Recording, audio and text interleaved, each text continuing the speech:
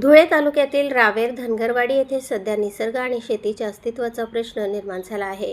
गेल्या काही दिवसांपासून ग्रामस्थांकडून सुरू असलेल्या तक्रारींची दखल घेत मुक्त पत्रकार धनंजय गाळणकर आणि सामाजिक कार्यकर्ते डॉक्टर श्रीकृष्ण बेडसे यांनी परिसराची प्रत्यक्ष पाहणी केली।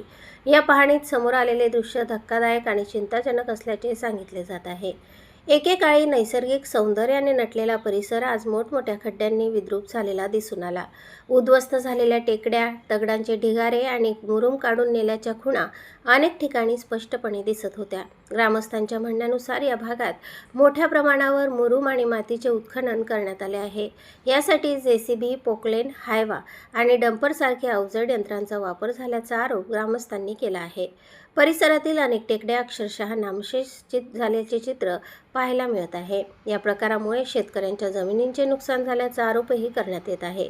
ग्रामस्थांनी अनेकदा प्रशासनाकडे निवेदने दिली, तक्रारी केल्या, मात्र अद्याप ठोस कारवाई झालेली नसल्याचा त्यांचा दावा आहे। यामुळे ग्रामस्थांमध्ये तीव्र नाराजीचे वातावरण निर्माण झाले आहे।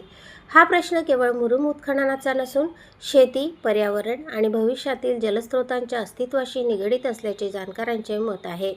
मुरुमांचे नैसर्गिक थर नष्ट झाल्यास भूजल पुनर्भरण प्रक्रियेवर परिणाम होऊ शकतो। भविष्यात विहिरी आणि बोरवेल कोरड्या पडण्याचा धोका निर्माण होऊ शकतो।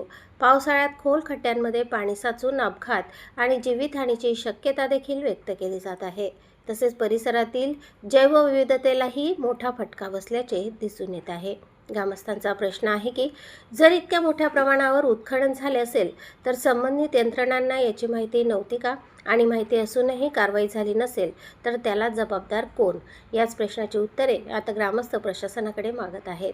या संपूर्ण प्रकरणाची निष्पक्ष चौकशी व्हावी, वैज्ञानिक सर्वेक्षण व्हावे आणि झालेल्या नुकसानीचा अहवाल जाहीर करावा अशी मागणी होत आहे। दोषींवर कठोर कारवाई करून भविष्यात अशा प्रकारांना आळा घालावा अशी अपेक्षा ग्रामस्थांनी व्यक्त केली आहे। रावेर धनगरवाडीतील उद्ध्वस्त टेकड्या आणि शेतकऱ्यांच्या डोळ्यातील अस्वस्थता आज एकच प्रश्न विचारत आहे, निसर्गाच्या जखमांना जबाबदार कोण आणि या जखमांवर मलम लावण्याची जबाबदारी कोण घेणार?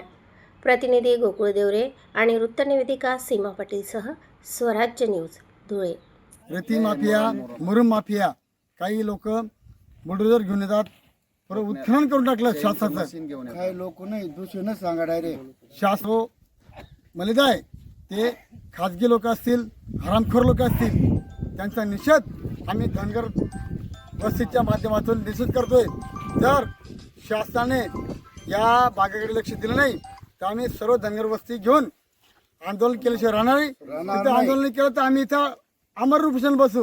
जर लवकरात लवकर या हरामखोरांचं बंदोबस्त केलं नाही, त्यांच्या गाड्या जप्त केल्या नाही तर आम्ही या ठिकाणी सर्व मेंढपाळ असतील,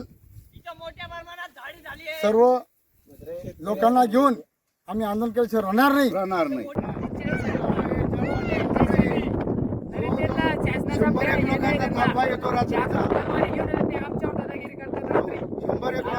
लोकांचा